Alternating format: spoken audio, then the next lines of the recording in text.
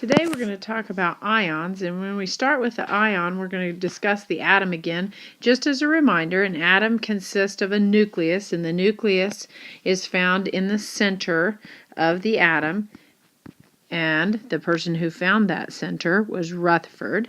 That nucleus consists of protons and neutrons, and so both of those live in the nucleus. In this picture down here, we see the nucleus right here in the center area, and then we also have the electrons in the space about the nucleus. Remember, Bohr said that those electrons traveled in orbits, but we now know those electrons to be spread throughout the cloud. They're not as numerous as these electrons look here, because we're still talking about that in and out, in and out, in and out, like the bug zapper analogy that we used.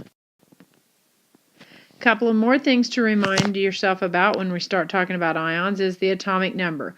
All atoms of the same element have the same number of protons in the nucleus. If you change the protons, then you change the atom.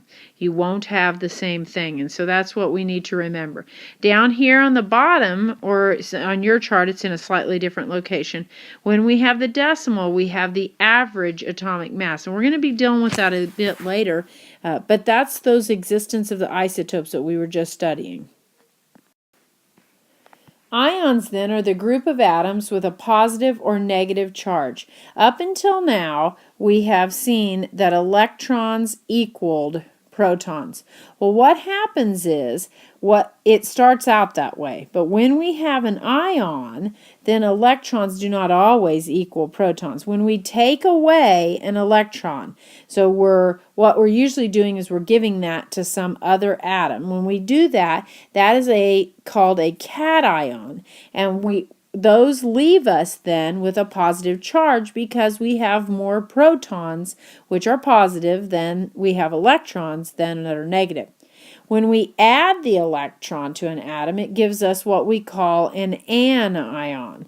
And an anion is an atom with a negative charge. An anion, when we have that, what's happening is those cations are transferring those charges or that electron over, like we were talking about with the Na having the 1 golf ball and the Cl having the 7 outer shell bouncy balls, and Na gave away the bouncy ball or the golf ball over to Cl, so Cl filled its shell.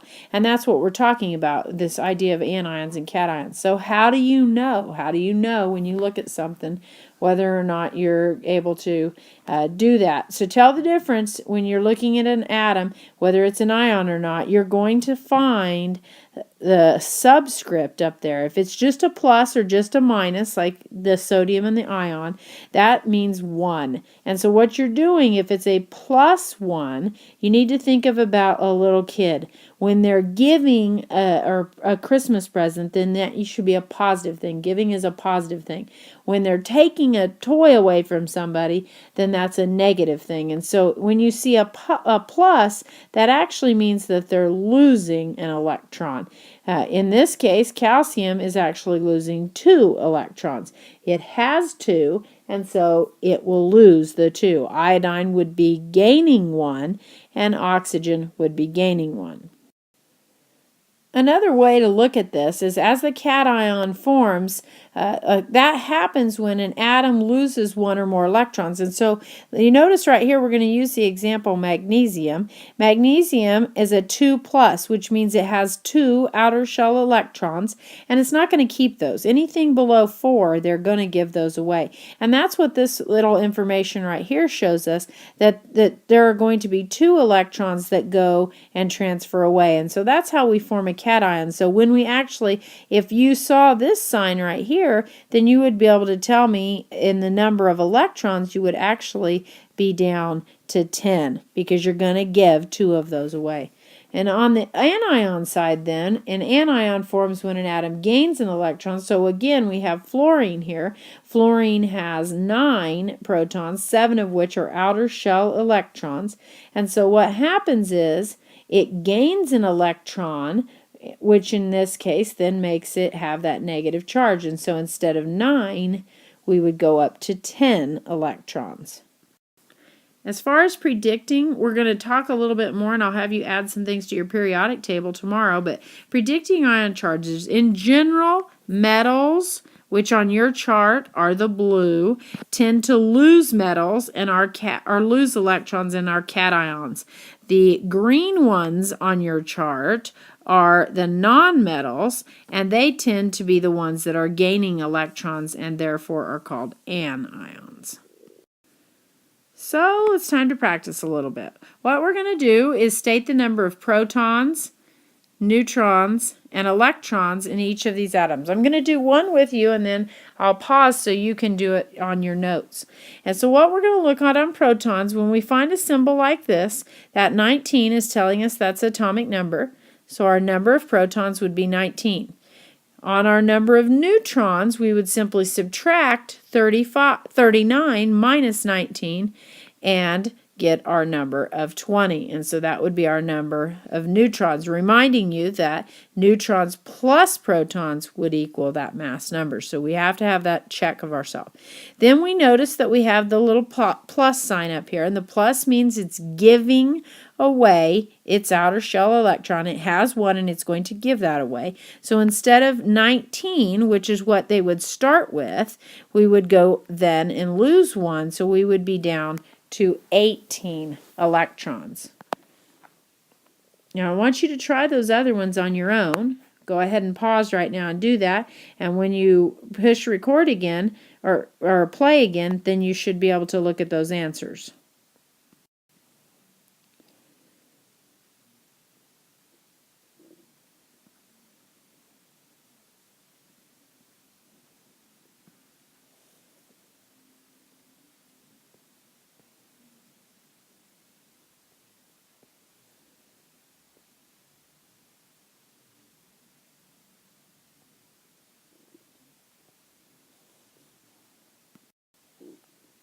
What this is asking us to do, in just a different way, is to write the nuclear symbol, and all that is the symbol for the element. So you have to figure out what element it is, and then if it's an atom or if it's an ion, you're going to show that sign. So first thing we do is identify that the atomic number is equal to the number of protons, and so we look up atomic number 8, and we will find oxygen. And with that oxygen, then we are going to look at this with the 8 electrons, and we notice that 8 is the same as 8, so we don't have an ion here. We just have the symbol O. So let's take a look at this next one. I'll let you try that on your own.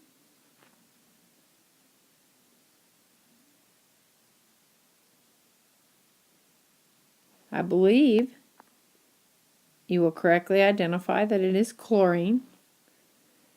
And you see that 17 and 17 are equal, so we again do not have an ion. And then let's take a look at this next one and go ahead and finish that on your own.